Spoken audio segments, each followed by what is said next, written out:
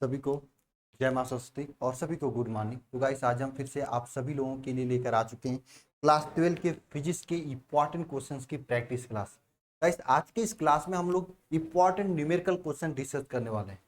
Guys सबसे पहले तो वे सभी स्टूडेंट जो डेली डेडिकेशन के साथ में हमारे साथ जुड़कर क्लासेज को ले रहे हैं, मेहनत से पढ़ाई कर रहे हैं, सभी लोग नीचे प्रेजेंट लिखना और संकल्प लेना कि आपको इसी डेडिकेशन के साथ में मेहनत करना है। कब तक? जब तक कि आपका जो सपना है वह प्राप्त नहीं होता है। साथ में जो रेगुलर नहीं आ पा रहे हैं अभी, वे लोग संकल्प लें कि आपको रेगुलर आकर मेहनत करनी है, क्योंकि अब समय आ चुका है मेहनत करने की। ठीक है, तो चलिए आज की क्लास हम लोग स्टार्ट करते हैं। गाइस स्टार्ट करने से पहले मैं आप सभी लोगों को बता दूं कि मैं आप सभी लोगों की पूरी तैयारी, लाइव तैयारी, पूरी सब्जेक्ट की, सभी subject physics, chemistry, math, bio, English की मैं शिखर बैच जो कि अल्फा इंस्टीट्यूट ऐप पर है वहां पे करा रहा हूं, जहां पर हम आपकी डेली लाइव क्लासेस देता हूं।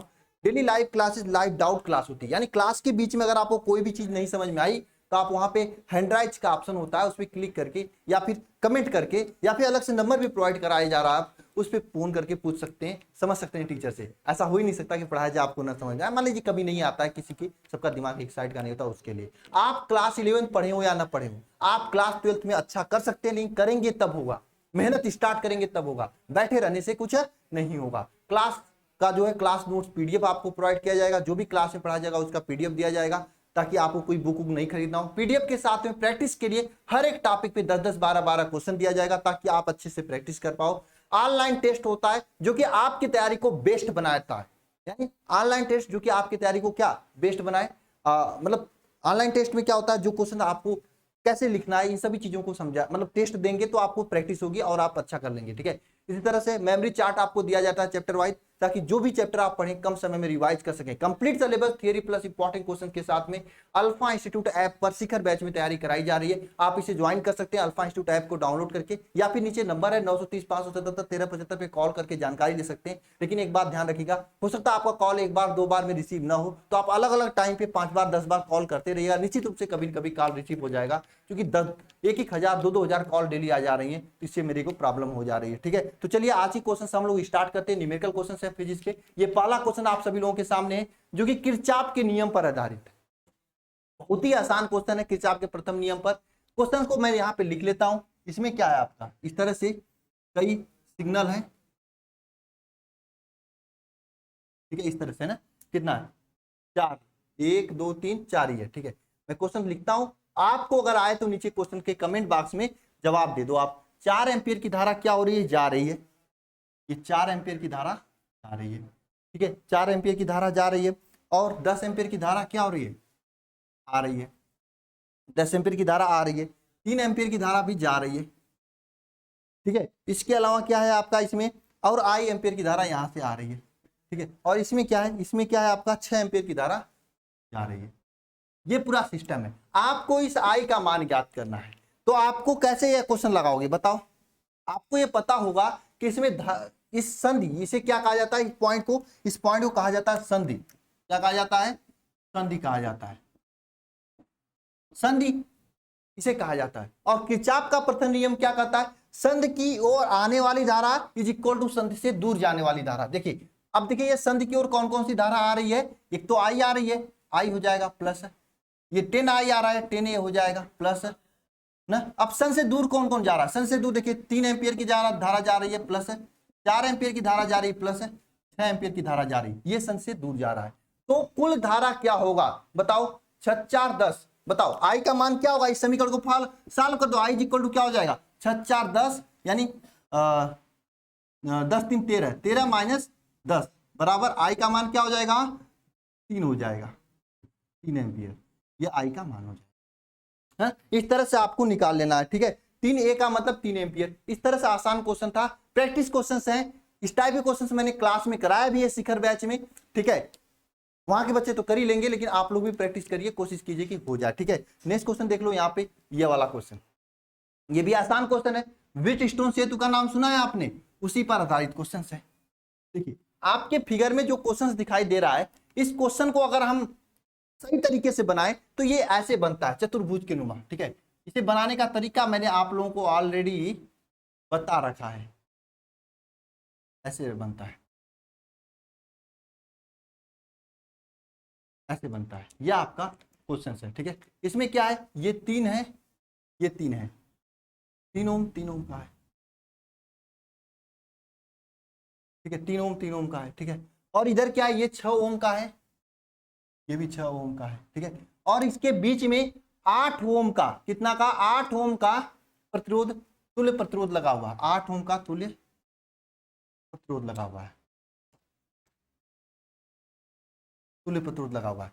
आपको यह पता होना चाहिए, व्हीटस्टोन सेतु का नियम था, क्या पता होना चाहिए व्हीटस्टोन सेतु के नियम में, कि इसमें जो है अगर इसके किनारों पे लगा जो तार का प्रतिरोध है वह अगर एक अनुपात में हो जाता है तो इसमें धारा नहीं बहती है। ऐसा आपको पता है क्या? बताओ। देखो यहाँ पे अगर आप देखेंगे 3, ऐसे नहीं बनेगा, ये 3 वाला ऊपर जाएगा, 3 वाला ऊपर जाएगा। इसको मैंने बनाने का तरीका बताया, मैंने गलती कर दिया थोड़ा सा, आप लोग बताया भी नहीं, यहाँ 6 वाला नीचे रहेगा। तो देखो यहाँ पे ये 3 और 3 ये दोनों क्या, इसमें इसको जोड़ेंगे और इसको जोड़ेंगे, 8 ओम को नहीं जोड़ेंगे। क्यों? क्योंकि ये व्हीटस्टोन सेतु का नियम है जो कि आपको ऑलरेडी बताया जा चुका है कि व्हीटस्टोन सेतु के अनुसार अगर इन दोनों का अनुपात समान हो जाता है तो इसमें धारा नहीं बहती है। ये आपको बताया गया है, क्लास में भी बताया था व्हीटस्टोन सेतु का नियम, कि अगर ये दोनों का अनुपात समान हो जाता है, जैसे यहाँ पे देखिए, इसे मान लीजिए पी क्यू आर यस, यानी P अपान Q कर लीजिए बराबर, अगर R अपान यस हो जाता है, यानी P अपान Q का मतलब P का मान मान लीजिए 3 है, यहाँ पे 3 ओम अपान P अपान Q, इसका भी 3 ओम है, इज इक्वल टू R क्या है, 6 ओम है, अपान इसका भी वैल्यू क्या है, 6 ओम।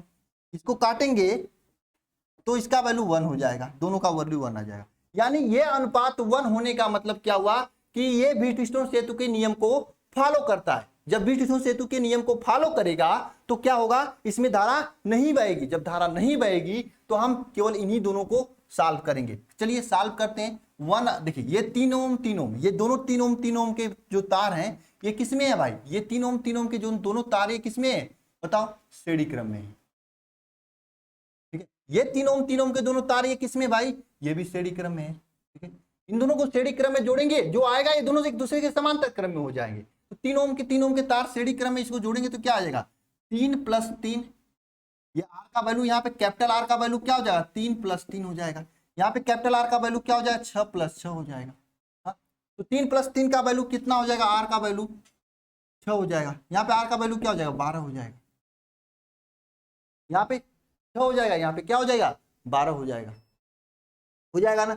अब इसे सॉल्व करेंगे हम लोग, इसे सॉल्व करेंगे। ये देखो, ये 6 ओम का प्रतिरोध का तार अगर इन दोनों को हटा के लगाएंगे यहाँ पे, ये दोनों किस में हो जाएंगे, समांतर क्रम में हो जाएंगे। यानी कि 6 ओम तथा 12 ओम के तार समांतर क्रम में हो जाएंगे। तो इसे सॉल्व करेंगे, समांतर क्रम में लगाएंगे यहाँ पे 1/r = 1/6 + 1/12, यही होता है। तो 1/r = क्या हो जाएगा, 6 × 12, 12 + 6 हो जाएगा। तो यहां से r = क्या हो जाएगा, 6 × 12 बटे 12 + 6, r का वैल्यू क्या हो जाएगा, 12 × 6 = 72 अपान 12 × 6 = 18 ना। अब इसे सॉल्व करो, भाग दो जरा, तो 18 से भाग दोगे तो 18 × 4 = 72 होता है, 4 ओम आएगा। 4 ओम आएगा आंसर, है ना। तो इस टाइप से आपको क्वेश्चंस करने हैं। कितना आसान था, अगर आपको व्हीटस्टोन सेतु का नियम याद हो तो। मैं याद करा देता हूं, P/Q = R/S होता है, यानी जब दोनों के अनुपात समान हो जाते हैं तो इसमें धारा नहीं बहती है, समझे। चलिए आगे चलते हैं, ये अगला क्वेश्चन है आप सभी के सामने। आसान क्वेश्चन है, बताने की कोशिश करिएगा, क्वेश्चन बहुत आसान है।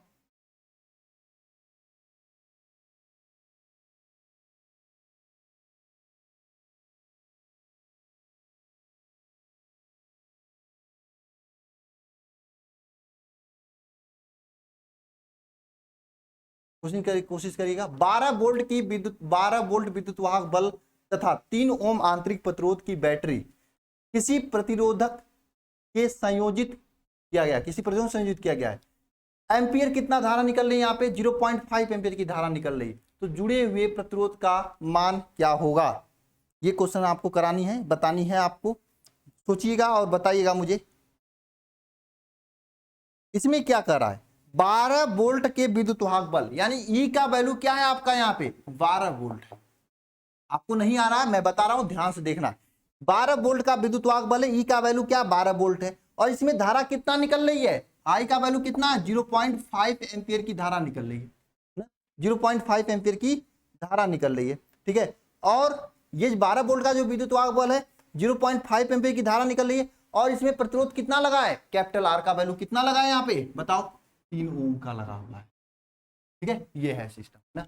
तो आपको यहाँ पे क्या ज्ञात करना है, क्या ज्ञात करना है, जुड़े प्रतिरोध का मान ज्ञात करना है, यानी नहीं स्मॉल, ये क्या है कैपिटल आर का वैल्यू नहीं है, जब देखोगे तो ये लिखा है कि आंतरिक प्रतिरोध है, ये क्या है, ये जो 3 ओम है आंतरिक प्रतिरोध स्मॉल आर है, तो आपको कैपिटल आर का वैल्यू ज्ञात करना है। आपको पता होना चाहिए धारा I is equal to E upon क्या होता है capital R plus small R. Capital R E का वैल्यू क्या हो जाएगा यहाँ पे 12 अपान कैपिटल आर का वैल्यू क्या नहीं पता, स्मॉल आर का वैल्यू क्या 3 है, इज इक्वल टू क्या हो जाएगा 0.5 एम्पियर, है ना। इसे सॉल्व करते हैं, आइए, ठीक है। सॉल्व करेंगे तो क्या हो जाएगा 0.5 आर इज इक्वल टू 5 3 15 1.5 नहीं प्लस 5 3 15 1.5 इज इक्वल टू 12 हो जाएगा, है ना, ये हो जाएगा, बताओ हो जाएगा नहीं हो जाएगा बताओ। ऐसे सॉल्व करोगे तो बहुत लंबा हो जाएगा, इसी को इस तरह से सॉल्व करो, ठीक है, थोड़ा सा टेक्निक लगाओ। 0.5 एम्पियर है ना, ठीक है। देखो यहाँ पे क्या हो जाएगा R plus 3 is equal to क्या हो जाएगा 12 अपान 0.5, ठीक है। हो जाएगा R plus 3 is equal to क्या हो जाएगा, देखो 120 अपान 5, ये क्या हो जाएगा 24, ठीक है। 120/5 यानी दोनों ऊपर नीचे 10 का गुणा किया, R का वैल्यू क्या हो जाएगा, यहाँ सिंपल तरीके से सॉल्व हो गया, 24 माइनस 3 इज इक्वल टू कितना 21। अब देखो भाई ये कैसे मुझे पता चला ऐसे सॉल्व करना है, देखो भाई सिंपल है, ये प्रैक्टिस से आता है, इसीलिए मैं प्रैक्टिस क्लास दे रहा हूँ। अगर जो ऐसे तिरियक का गुणा करके सॉल्व करने लगा वहां बटे हुए एक करके ऐसे से तो करता रह जाएगा, वहीं जगह कोई 0.5 को नीचे लाके अगर सॉल्व कर देगा तो फट से हो जाएगा। तो ये प्रैक्टिस से चीजें आती हैं, ठीक है।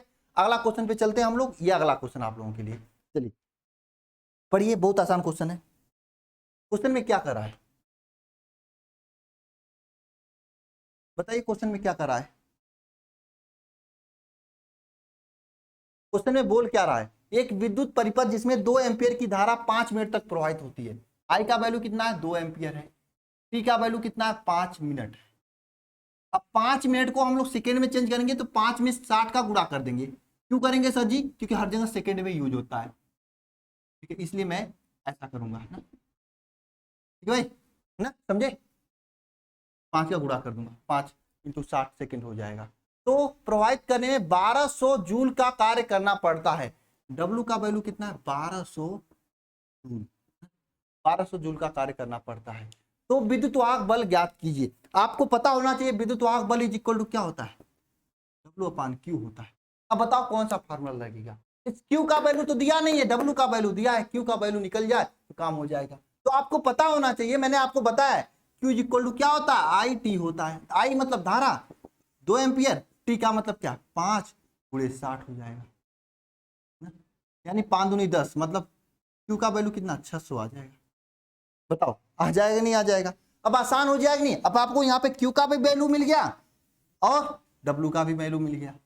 अब आपको क्या करना है, विद्युत वाहक बल E इज इक्वल टू क्या हो जाएगा W बटे 1200 बटे Q का वैल्यू 600, कट जाएगा 2 वोल्ट। ये तरीके से आप इस क्वेश्चन को सॉल्व करोगे।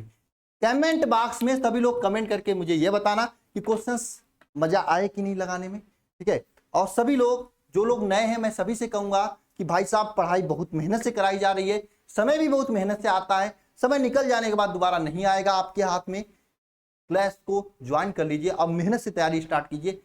सभी क्लासेस का टाइम टेबल आपको पता है, इसके बाद 3 बजे आपकी होगी बायोलॉजी क्लास, 4 बजे होगी मैथ की क्लास, फिर 7:30 बजे हम यहाँ सर्वे सर मिलेंगे, फिर वहां पे डिस्कस करेंगे इंपॉर्टेंट क्वेश्चन।